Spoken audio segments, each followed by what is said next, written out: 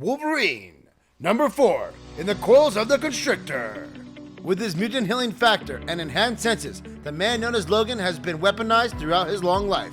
As both a willing conscripted member of various clandestine organizations, including Weapon X, who exploited his healing powers to bond his skeleton and claws with the unbreakable metal adamantium. Logan's lived long and lost and honed his fighting skills, sharp as the blades as he wields. He is the Wolverine. Wolverine retreated to the Northwest Territories to escape the burdens of the world, but the world wasn't done with him. After a scuffle with his old enemy Cyber, Logan found himself alone and on the run from Department H. Framed for crimes committed by his antagonist while avoiding federal agents, Logan encountered a Wendigo, but was surprised to find the creature still possessed part of its former self, a teenager named Leonard. Realizing that the smaller Wendigo was a kid, Logan took the creature under his wing and began teaching him techniques to control his bloodlust. Unbeknownst to Wolverine, when Cyber escaped, he encountered an unknown force drawn out by the duo's battle in the woods. Cyber fell, rising anew with glowing golden eyes and a golden metal overtaking his adamantine arms. Cyber tracked down Lady Deathstrike, another dangerous foe of Wolverine's, and in defeating her, imbued her with similar properties. Lost and found. My name is Logan. Say it! Wendigo! No, Logan! Say it! I know you can talk. I've heard you use your words, and I ain't letting you backslide. I'm trying to teach the Wendigo, a cursed half-ton monster that eats human flesh, how to be a person again. It ain't going great. I've been a teacher more than once in my life. It's hard work. Harder than fighting is by a country mile. Can't say I ever quite got the hang of it. Come on, kid. Logan! But sometimes, the work pays off. Close enough. Let's give it a rest for today, Leonard. Gotta remember to say the kid's name. More than nothing reminds us of who we are, like names. This Wendigo has held on to his humanity better than most grown men I've seen consumed by the cursed.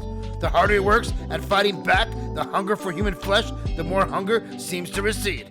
It's almost like the curse is meeting him halfway. I've seen a mutagenic transformation, shape-shifting spells, you name it.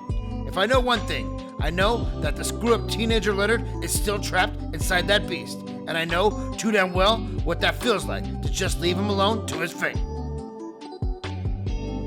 So instead, I've decided to help a damaged kid break an ancient curse while keeping him from eating everyone he meets.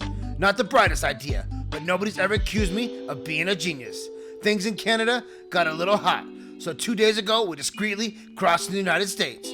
Harder to do these days with all the cameras and drones and whatnot, but it's still a big border, and I'm sneaky. Old-timer who rented me the cabin, took cash, and didn't ask questions. Lucked out there. Not a lot of that type left. Even let me use his old Jeep. Been a quiet few days since then. If we're lucky, boom! Me and my big mouth. Wolverine sees a fire over the range. Well, that ain't good. Mostly truckers using that road. I figure a nasty accident caused something, and one of them was hauling something to explode. Sniff. Until the wind brings me the residual scent of military explosives. No TV here. The codger listened to a radio scanner for his entertainment. Local cops are podunk enough that they'll still be transmitting unencrypted, meaning using the thing, make sure a dragnet doesn't swoop down on us, but it's been damn near silent until now. High Ridge accident danger. High Ridge roads attacked by please, anyone help. Anyone, the man said. I ain't like Spider-Man or Captain America. No poor innocent and troubled pictures, the Wolverine coming to the rescue. But when folks are desperate enough to plead for someone, anyone to help, shink, well, I'm anyone. Leonard, listen up. I gotta head out for a minute. You need to hide. You remember what we practiced? Hide? Wendigo. I don't love leaving you, the Wendigo, here alone, but I can't risk bringing him into whatever bloody chaos is going on. So I leave him to focus on his lunch, and despite the horror movie visuals, I almost smiled. Something's definitely shifting inside the kid. 2 days ago, he showed zero interest in meat. That wasn't too late. What am I doing? Am I making a difference? No matter how old and cynical I get, that always feels good. Wendigo! No. Wendy, stay and practice hide until I get back. Moments later, Wolverines made it up to the ridge with the Jeep. tactical SUVs, secure transport, truck, dead uniform guards, until somebody blew it to bits. This was a prison transfer convoy for a heavy-duty prisoner. From the looks of it, and whoever it was has already flown the coop. I try to catch a scent through the olfactory haze of smoke and old blood. But subtle stinging sense stops me cold. A whisper-thin scent I literally know in my bones. Sniff, sniff. Adamantium. The hell? Whip! Oh, give me a freaking break here! The freaking Wolverine, really? Gosh! I swear, you bastards can't let the guy have anything. Like some nice connected folks, sneak messages to me in the joint, offering to spray during the transfer. Trucks go boom! I kill the guards easy peasy. Everything looks great. And of course, one of you freaking heroes has to show up and ruin it. It's demoralizing. It's what it is. And what are you even doing anyway? Ain't y'all muties supposed to be on some island somewhere? Bub. Stop talking. Dirtbag calls himself Constrictor. Not exactly Dr. Doom level, but the coils attached to his arms are adamantium. Wham! And I know better than anyone else how messed up adamantium can hurt. I'm distracted, worried. Wendy's gonna catch the scent of blood and rush up here. It's slowing me down. You brought this on yourself, freak. You could have just left well enough alone. I ain't so good at that. Let me show you what I'm good at.